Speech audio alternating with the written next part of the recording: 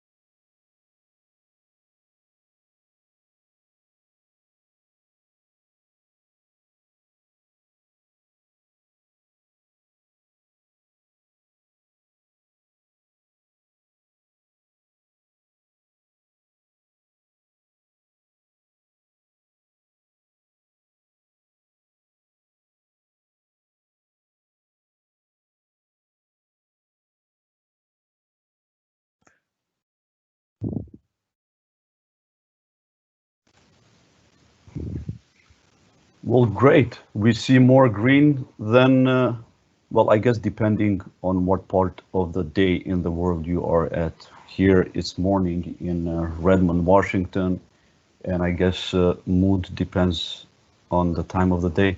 Well, let's get started. I'm gonna share Offer's screen here in a second. Offer, if you don't mind sharing that, I'll share.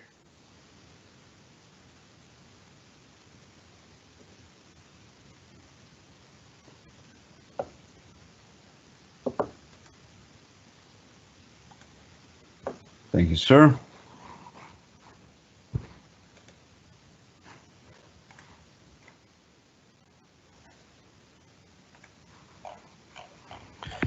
Okay, welcome everyone, and thanks for joining us, and thanks for being part of our community. My name is Valon Kalika, and I will be your host for today.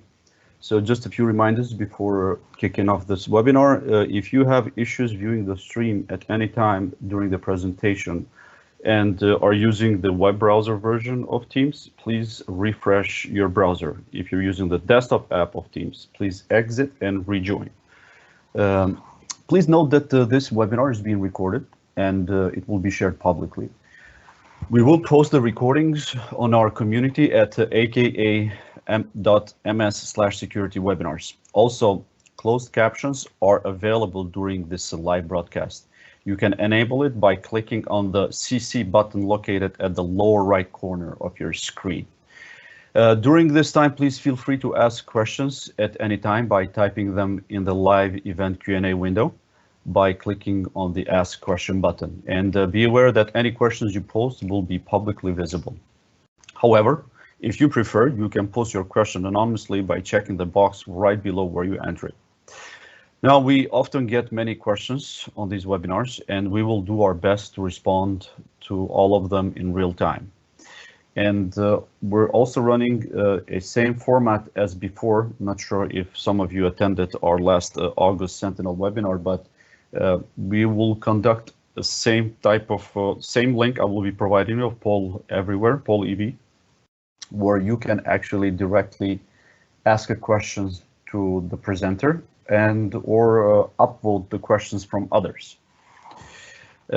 So the best way to ensure that you don't miss any future webinars or major announcements is by connecting with us through at aka.ms/security community. Our community can speak directly to our engineering teams that create our security products. You'll be able to influence our product designs and get early access to changes by doing things like participating in private previews. You can sign up for that at aka.ms/security private preview. And while you're there, you can request features, you can give feedback, review our product roadmaps, attend in-person events, or join webinars like this. We believe that the best way to improve our products is by simply removing any barriers between you and the people that create them. So we hope you'll join us. Today, Ofer will take us through the log forwarder, filtering Ceph and syslog events using Azure Sentinel. Ofer Shazaf, as many of you know, he's our senior principal program manager with our Azure Sentinel team. And without further ado, I'll turn it over to Ofer. Ofer, floor is yours. Go ahead. Thank you, Valon. One question, Valon, just to make sure. I think we are light on people answering questions today. So I do want to forewarn you, we may be slow, and also you may have not noticed, but when a few days after we publish initially the webinar, we add to the slides Q&A. So we make sure that all questions go answered in the deck itself. Go back to previous webinars, at least those I presented, and you'll find the answers. And as usual, as Valon mentioned, the community is always a great way if you didn't get your question answered. That's a great also, call. Yeah. Also, I did not blog about this webinar yet, so there's no document version of it. I will do it in the near future. We'll go today deeply into the log forwarder, which is a relatively new name that we coined for the box, the connector box that we use to forward events from syslog and Ceph sources. We'll go over a bit about collection in general in Sentinel. That would not be new, but anybody who have not used Sentinel before will appreciate it. We'll do an overview of the Ceph syslog log forwarder itself. We'll understand its internals, and then we'll start playing around with it. I would like to show you a few tools that will make it easier for you to work with Linux. If you are a Linux buff, you might not appreciate, but many of you come from the Windows world, so I think those will make the task of working with a Linux box easier. We'll then just briefly mention how you install the log forwarder and how you troubleshoot installation as well as configuration, getting us to the last part where we'll actually talk about custom configuration and we'll talk about, for example, how you can filter events prior to sending them to Azure Sentinel. So starting with an overview and getting deeper and deeper into technical capabilities and the power features you can use. I jumped over this one. Many of you may know by now, this webinar is part of a series. Valon has helped me create many of them. We have others doing additional webinars as well. They're all collected, curated in the Ninja training. This is the link to the Ninja training, which is an organized way to learn more and get yourself educated on Azure Sentinel. This specific webinar will be added to module number 4, which is about connectivity and collecting events. Okay, I'll start with slides because it's overviews to begin with, but after the overviews, you'll see that I'll go into a much more interactive well, interactive is the wrong term, demo-oriented session. We'll go into tools. We'll look into how actual command lines. I hope that the slides would still be useful to you. So collection overview. Azure Sentinel, for those who don't know, I guess if you came here, you know that, is a cloud-native SIEM. It lives in the cloud. It lives as part of the Azure portal, though. It's important to mention that it does not rely on you being an Azure user. You can be an Azure Sentinel user as your SIEM without using any other Azure feature. As a SIEM, it has to collect data. And in this slide, I'm focusing not on collecting from cloud sources, which is a different aspect, but on collecting from on-prem sources where syslog and Ceph are important capabilities. The first way in which Azure Sentinel can collect data from on-prem or cloud-based VMs is using the log analytics agent. The log analytics agent is installed on servers or clients, Linux or Windows, and is able to collect Windows events or Linux syslog events, as well as other streams of data, including, for example, DNS, Windows firewalls, and even files stored on those servers. But this is not the focus of discussion today. Today, we want to talk about remote collection using Ceph or syslog, in which a log forwarder machine, which we'll discuss in depth today, is used to collect events which are received over the syslog protocol from other systems, whether networking devices, security devices, or other Linux systems. You can actually even use syslog to collect from Windows by using third-party systems such as NXLog, which can send Windows events using syslog. So this will be the focus of the discussion today, but I do want to mention a few other options before we move on. For Windows events, where I'll mention syslog, the preferred way is a WEF, Windows Event Forwarding, using a server that collects Windows events from other Windows systems and forward them to Azure Sentinel. We also support Logstash as an alternative to our log forwarder. Many customers are accustomed to Logstash, prefer to use it, and therefore, for the same use case as you can see in the slide used by our log forwarder, you can use Logstash. Most of these technologies can actually be used also on the cloud. All of them. It can be on-prem or on the cloud. I did present here a use case in which you may want to actually deploy the syslog or Ceph log forwarder in the cloud, say in Azure, and deliver from an on-prem facility.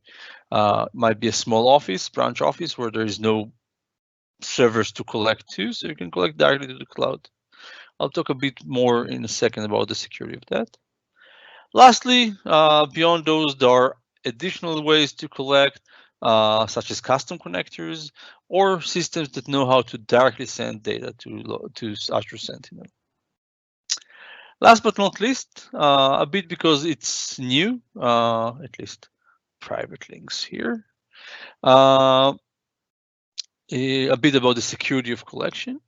We have a few elements that can help you secure this collection infrastructure. The first one, which is a rather veteran one, is the log analytics proxy, which enables different agents or log forwarders not to connect directly to the internet to reach Azure Sentinel, but rather through a proxy that we provide. The second new feature that we introduced is Private Link. Private Link enables you to collect from agents or Ceph or syslog log forwarders, which reside in a private VNet in Azure, directly to Azure Sentinel without ever crossing to the public internet. This is a relatively new feature that was introduced recently and enhance the security of collection if you do not want to go through the internet at all. This can also be used if you want to collect without ever crossing the internet from on-prem by using ExpressRoute. ExpressRoute will enable you to connect privately to the cloud, and from the cloud you can continue through a private link to Azure Sentinel. Anyways, as we discussed, today we focus here.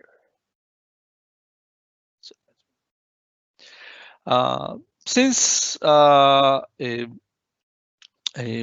mentioned in a few minutes a large variety of options to connect to Azure Sentinel, we have a number of lists which will enable you to know what can be connected to Azure Sentinel. Importantly, the list is much larger than the growing fast but still not very long list of, I think, 50 something connectors in the connector gallery in the product. So for those sources that are fully supported but are not in the gallery, you'll have those lists. The most important one is the grant list, which now includes all sources, not all, there are always more, that we have curated that you can connect to Azure Sentinel. Those include today also the more specific list of Microsoft sources, as well as sources that the long list agent can collect.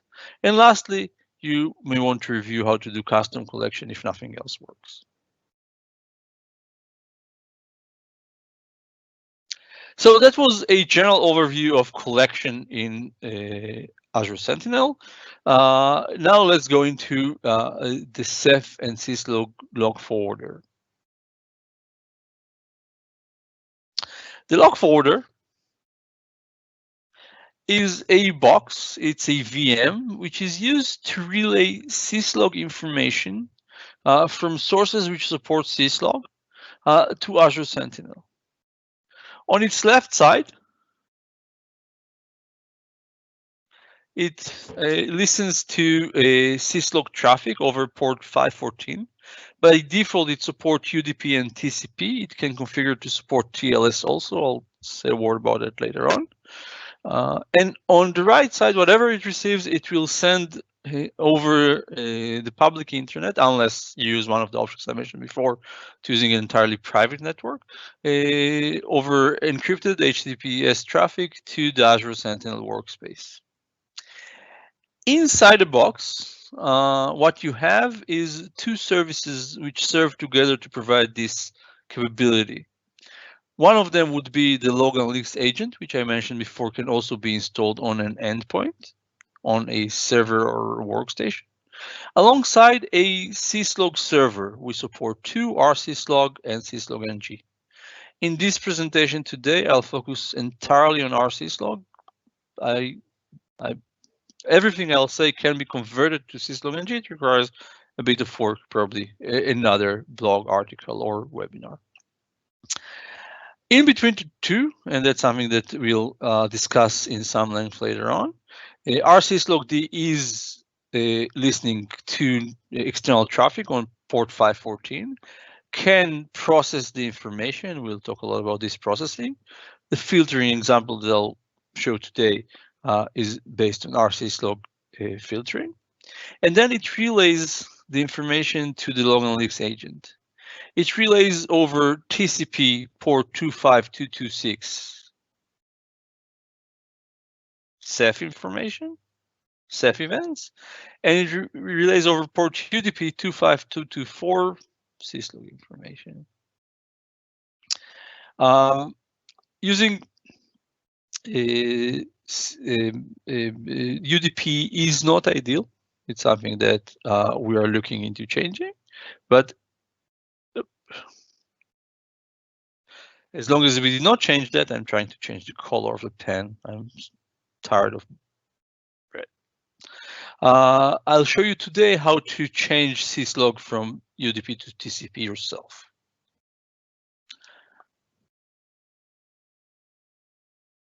I'm talking about Ceph and syslog without differentiating syslog, Ceph. What's the difference? Let's look into that.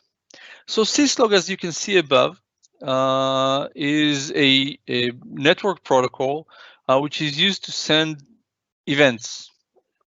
Syslog is mostly a free-form text-based protocol. Everything up to, I believe here, is a header, which includes a few pieces of information, essentially a timestamp and a host name, and importantly, a facility and a severity indicator. And on the right side, there is the text message. However, the text message is not formatted in any manner.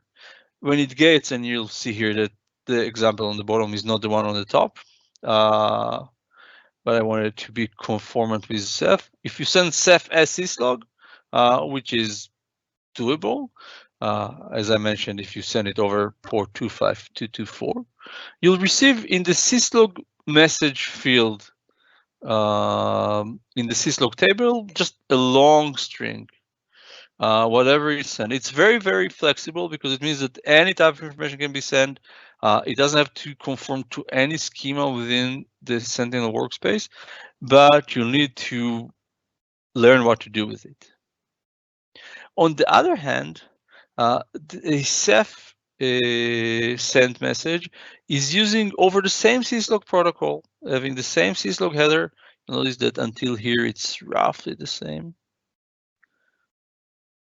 Difference being the format of the timestamp. A formatted text message. So the right side is formatted in a well-defined format that includes fields and values, and therefore we are able, if you see, if the custom string one is my test, we can have device custom string one here is my test.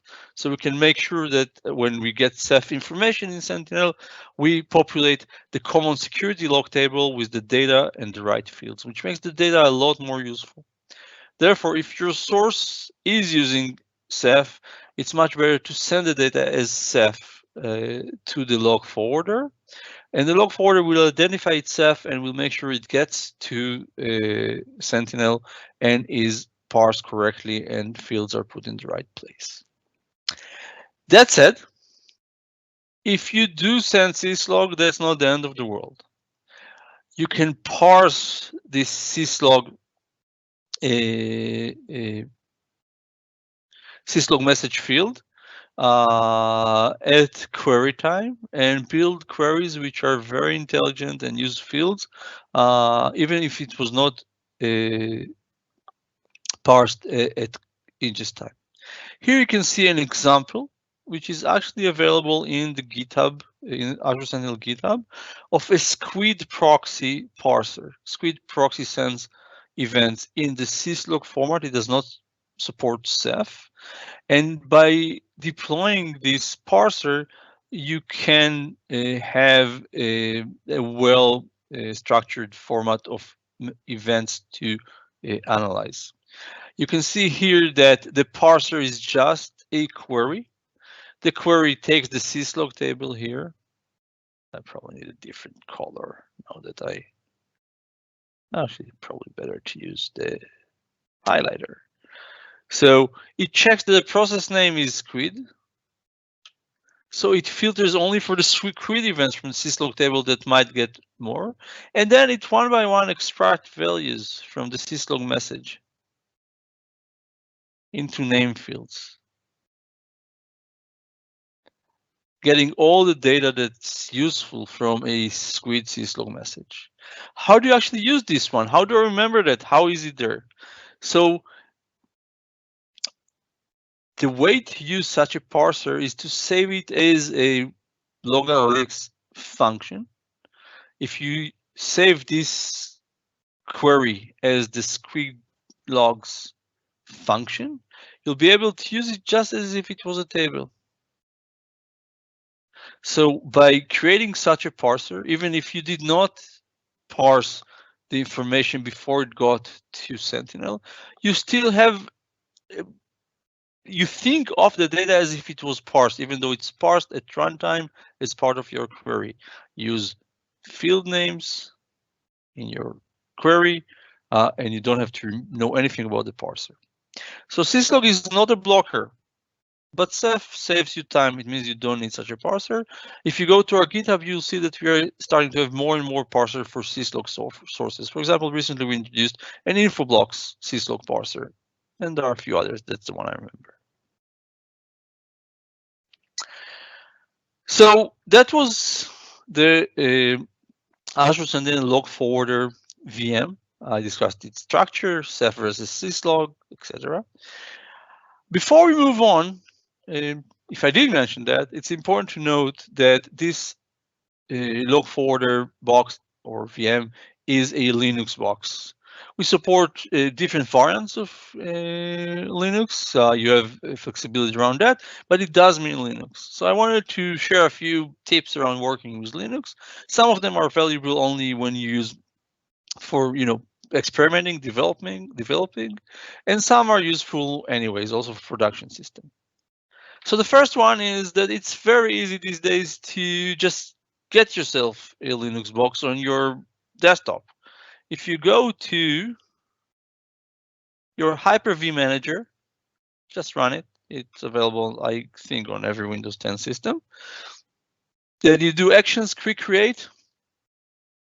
You actually get out of the box the option to install Ubuntu Linux systems and get a virtual machine running Linux.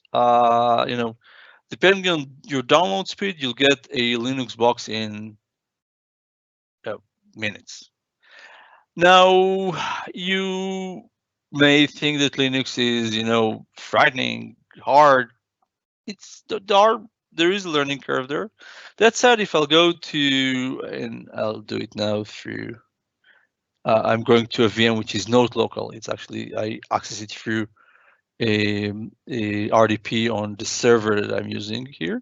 You'll see that this log forwarder VM that we'll use a lot today has quite a nice Windows interface, and you will see later that we talk about rsyslogd files. We can go to each one of those and we can edit them here in a pretty useful editor, and it's not that different than what you're used to. So maybe getting into Linux is worthwhile. The two other tools I want to mention are, first of all, mRemote-ng, which I'm using here. You may know it because it's also useful for managing multiple RDP sessions if you are a system administrator. But it also supports very nicely a Linux command line, which is called SSH in this case. That's a very good example. Keep in mind that Linux is case sensitive.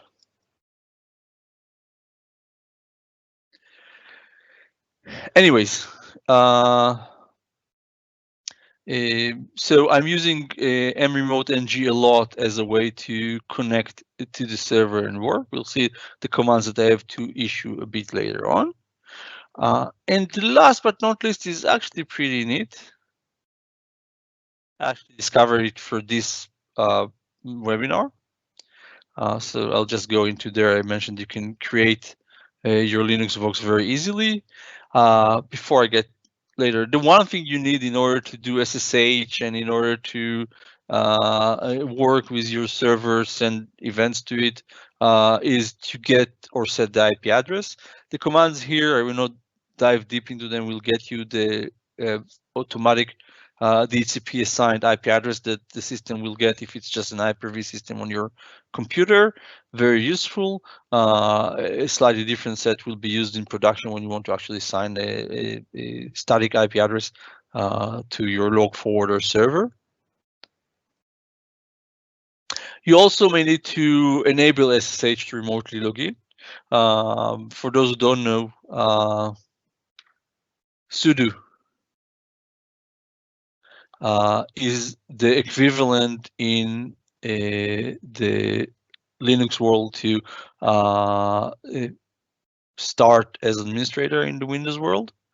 The first time you run a sudo-based command line in a session, it will ask you for a password, and next it will not, and will enable you to run elevated prompt commands. apt is the Ubuntu add components program, and I will not dive into the rest here. The last trick I really want to share with you is this one. I found out that whatever I showed you until now was just basic installing a system, reading a command line. What people really hate about Linux is editing. especially if you go through the command line and you don't have a desktop interface. And the instructions that are linked here on the left enable you to deploy a device driver on your Windows machine that can use the same SSH interface. So no new ports, no changes on the Linux side, to map files. And you see here on the running video on the right, the mapping action. I can show you how it looks like on my system. So here you see I have essentially a Windows machine, sorry, a Linux folder tree in front of me. It is the configuration path for those who don't know that, etc. And it enables a very easy way to edit files. How do you actually edit them? Make sure that you use Notepad++ because it knows how to maintain the Linux end of line marks. I added a few more tips and tricks to the slides themselves. Review them when you go through the slides. I just want to mention that with a bit of giving you an afternoon, working with a Linux machine is not the end of the world. And again, for those who are Linux buffs, and I'm old enough to have started with Linux, sorry for the last few minutes. I hope it was helpful for the others. And actually, the SSH mapping may be useful to everyone. I do want to mention that this is not a production setup. When you want to have a log forwarder, which is a production log forwarder, you have to mind a few areas. First of all, it's a Linux server. You'll have to harden it, which does require the organization know how to harden and manage Linux machines. Maybe something that we'll discuss in a different opportunity. There's also fault tolerance and scaling. We do quite a lot. Again, a topic I covered in the past of event flow, events per second in a single system, because we don't do a lot of processing. The parsing is done in the cloud. Still, sometimes you need more than one system, so you need a way to scale things up. We have a solution using Azure technology that uses a VM scale set and Azure load balancer to scale when collecting, when the log forwarder cluster is in the cloud. You'll need something else if you do it on on-prem.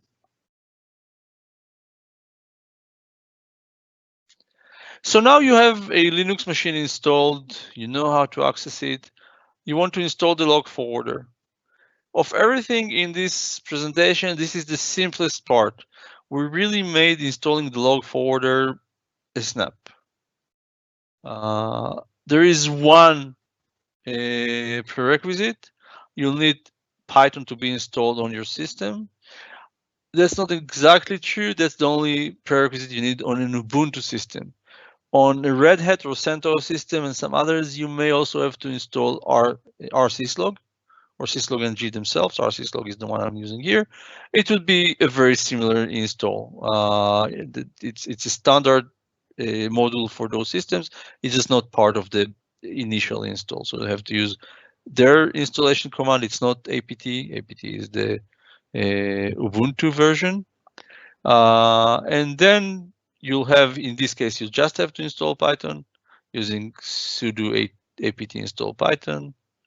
You'll be able then to check that Python is available and get the version number.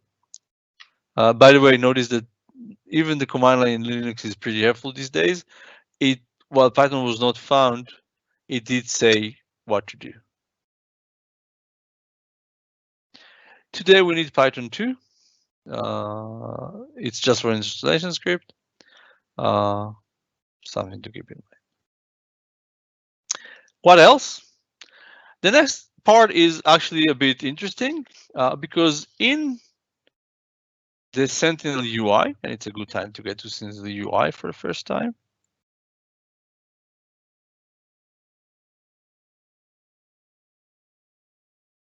In the connectors page, if I'll do here common security format. If I go to the instructions, you'll get here the command to run, and you'll be asked to copy it to the clipboard. Why is that important? Why would you want the command from here, not from the documentation? I'll paste the command into Notepad++, which is the editor that I'm using. It's larger so you can see stuff. You'll see that, and I just recorded my personal, it's a demo tenant. I'll probably have to scratch it and start again since this will be publicly available. The information about the workspace and how to access it is embedded in the command line. So you don't have to think about it. You just deploy it.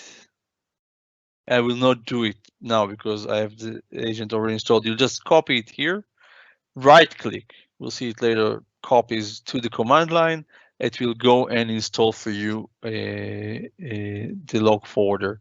It'll make all the changes required to the machine in order to work as a log forwarder. And that's actually all that you need.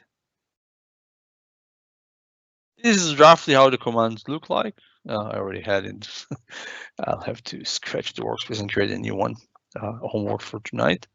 And there'll be a lot of lines here, and then at the end, the installation completed.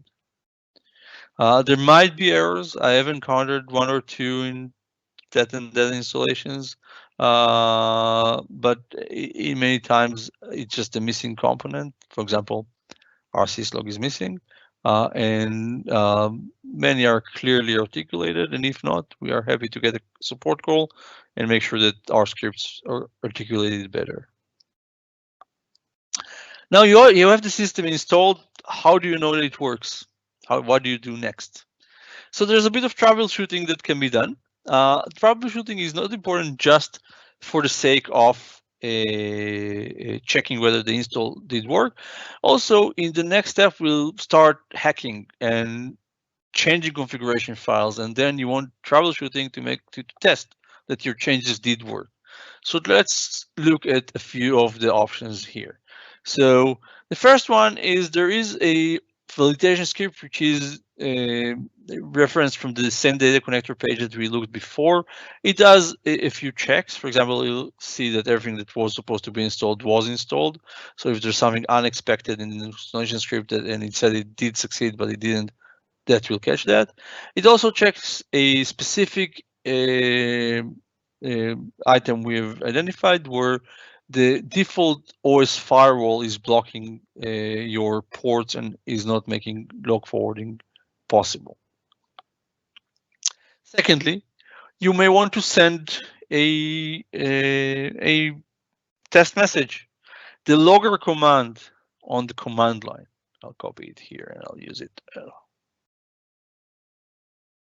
Keep annotations.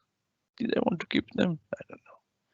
I can take the logger command as is here, go to the command line here, and then that's the wrong one.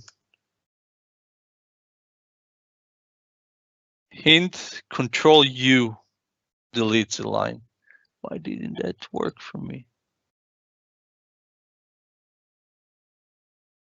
Oh, that works fine.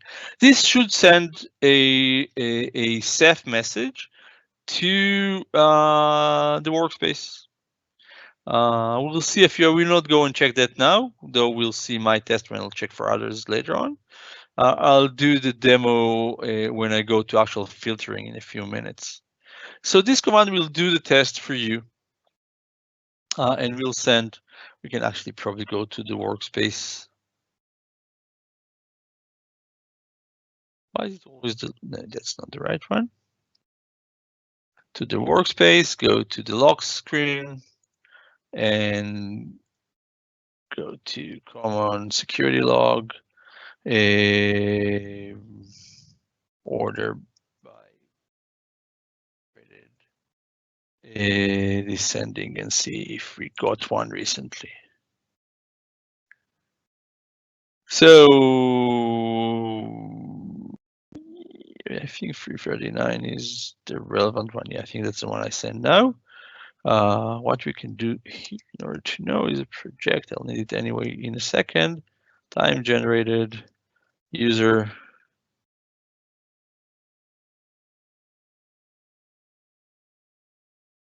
Username and device. Custom string. Yeah, and this is the one I just sent with my test. You can see that because you can see that I sent custom string 1 as my test.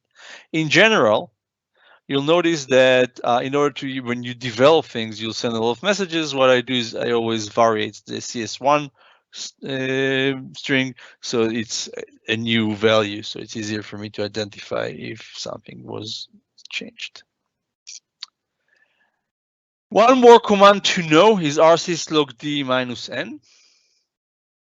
The reason is that we are going to change rsyslogd configuration.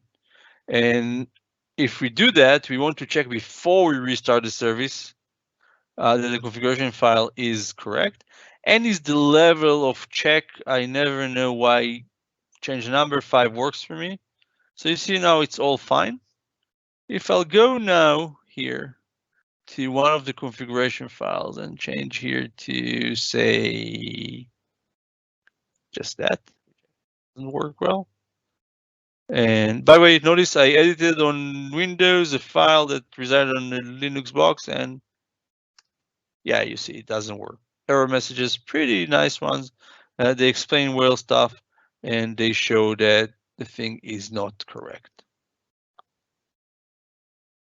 So that was troubleshooting. Now, for the last few minutes, we have all the tools in order to understand how to supercharge a configuration file, including filtering events before they reach their workspace. We have all the building blocks connected. Let's go. So, how are the rsyslog configuration files structured? The main one is /etc/rsyslog.conf. It's a general configuration file, and it's the one in which the installation script enables listening to port 514 for TCP and UDP so that you can send your syslog and Ceph events from source devices. This one is mostly what we need. If you get very advanced, you can of course get there and try to see if there are things you want to change. One thing that rsyslog.conf does, it includes all files which are located in /etc/rsyslog.d as additional include configuration file. They do most of the selection and forwarding of events to different destinations, whether those are the log analytics agent, you remember, on port 25224 or 25226, which means that it will be sent forward to Sentinel, or it might be to a file, or it might be to another syslog server.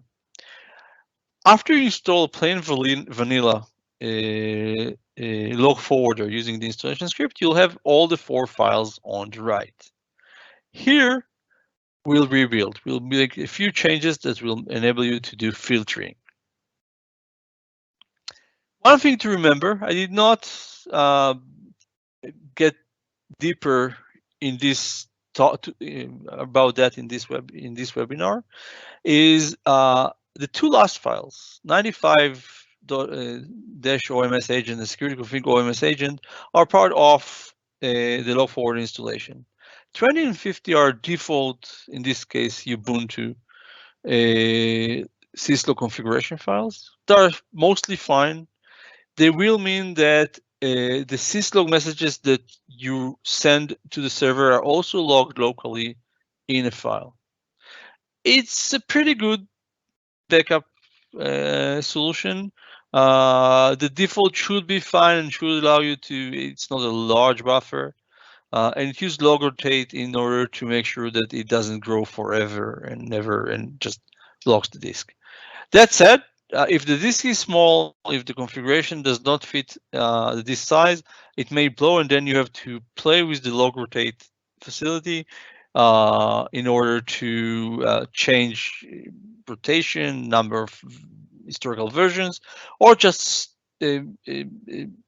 avoid writing to files the syslog or ceph messages. Not something I talked about here. Maybe the information I'll provide in a second will help you do that. The first thing that we'll do, which will help us in two ways, would be to replace the security config omsagent.conf file with a file called 60-ceph. Guys, a mistake.conf, of course. Why? The configuration files are done in order, and the change that we'll introduce here to facilitate filtering, we want it to be before the file 95.-oms agent. So we want to make sure that we call it a lower number. That's the first reason. That's the reason. It will ensure that ceph and syslog work flawlessly together. The line that we'll put in this file would be the two lines below. I have them also already here in the file. What do? They check if the raw message contains ceph or ASA, which is a Cisco ASA event stream that we handle as ceph, and then forwards them to the local analytics agent in port 25226. In addition, it also stops handling them. It means that after that, all those events are forwarded, but are not continued to be handled and therefore not handled by the syslog configuration below. That's very important. Next, we can go into filtering. For filtering, we'll create a file called 55.filter. I'll add the .conf later on. I see that I made a mistake here twice again. And in this file, we can use any valid rsyslog condition with a stop action to drop the events and filter them out. There are a few examples here. We'll use the first one as the example. The first, second, and third do roughly the same. The importance of the second and third are more accurate. They make sure that not just we filter for every user that is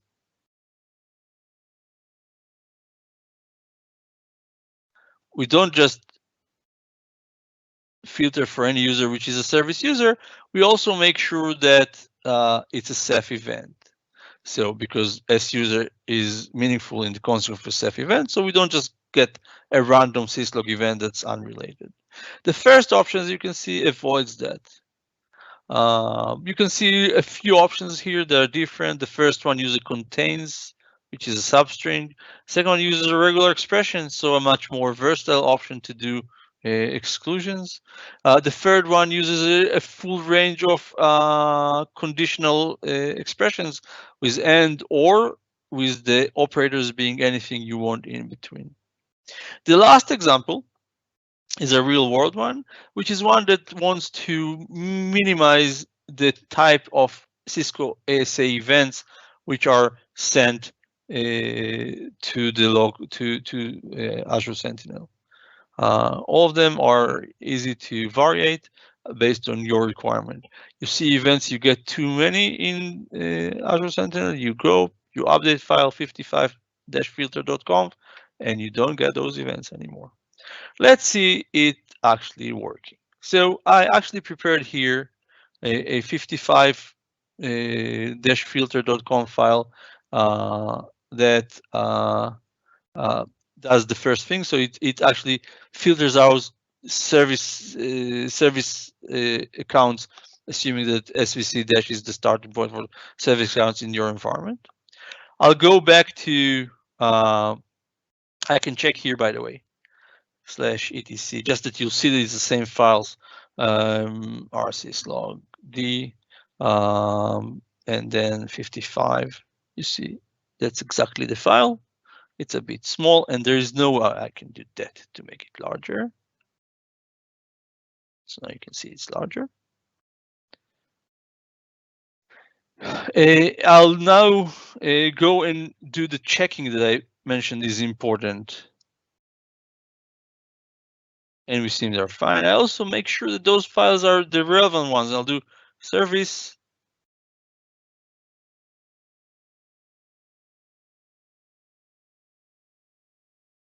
I'll restart the service.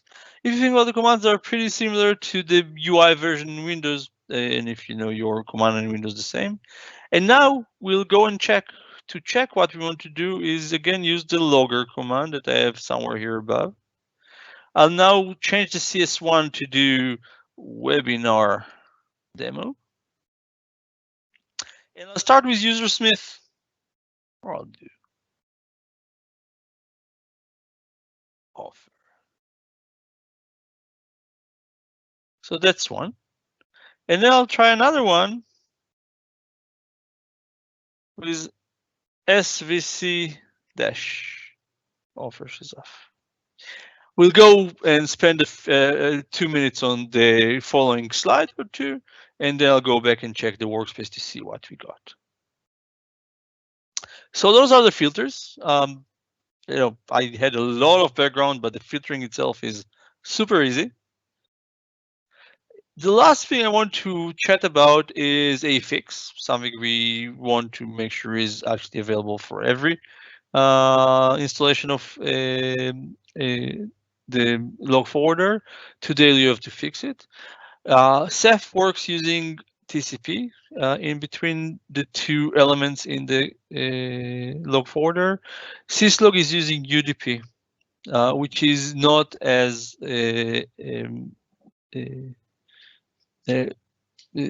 recommended. In order to use TCP, you'll have to go through the process described here. First, you'll have to go and select the facilities and severities you want to collect using syslog. That's the standard way to control a syslog collection in Azure Sentinel. This actually changes the file you see here on the right. So this actually changes this file here. When you change things in the portal, it changes things here. So you get a file that has the right events that you want to collect. The next thing you'll have to do would be to run this command. This command disconnects the workspace settings from the agent so that further changes to the workspace will not be reflected because we're going to change this file. We don't want the system to control it remotely. Now we can go to the two files listed here in 3 and change in both to TCP. Here UDP to TCP, and here each time we have a single alpha into a double alpha, which implies TCP. It's an important change to be made.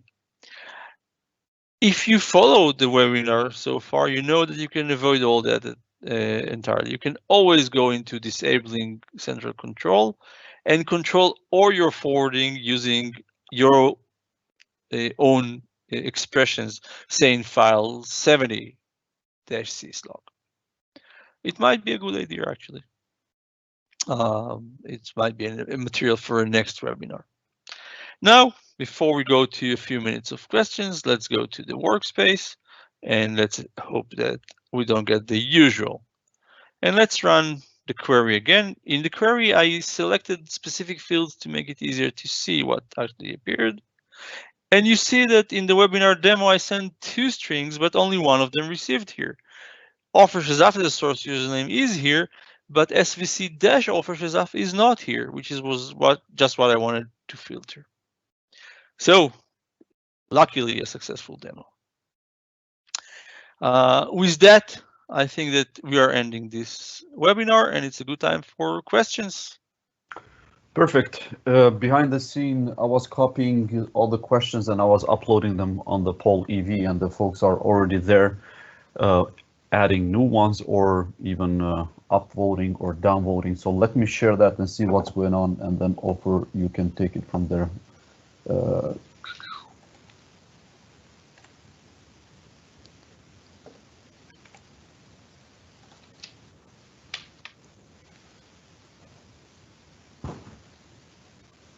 Okay, I believe I'm sharing now.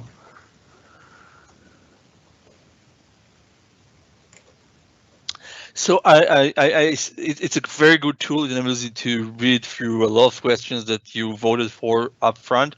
I will pick those that I feel are more relevant for this webinar. It doesn't mean the others are not good. It just means that I'll answer them later. Anyway, the first one is a great one. Now the first one. Yes, the answer is you can send any Ceph or syslog source to Sentinel using exactly the same method described. Actually, the connector is described as a generic Ceph connector in Sentinel. It does not have to be in the list of specific Ceph connectors that are in Azure Sentinel. It's important enough that I actually want to go to the documentation page and show it to you. The way we did it is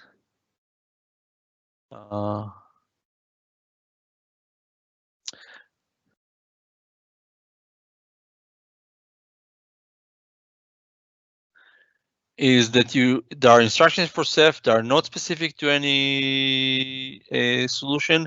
We do have more options. I'm not showing, you are showing. Sorry guys, that's the challenge with the way we work. I'll skip that and I'll go back to the answers. Anyways, so you missed my presentation now, but the idea is, yes, you can connect any Ceph source, any source that supports Ceph or syslog to Sentinel. So, to your question about using the same log forwarder for Ceph and syslog, as deployed by default, you can use the same server for both Ceph and syslog. You have to be careful about facilities as noted in the question. However, if you use the change I suggested in this webinar, specifically the change to change the OMS security.com file into 60-Ceph and add to it the content I presented, you will be able to use both Ceph and syslog with no restrictions. We hope to introduce that into the agent natively, into the log forwarder natively in the near future.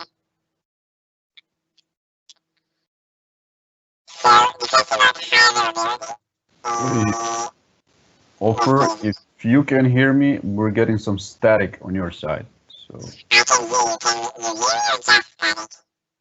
try it again. It's not working.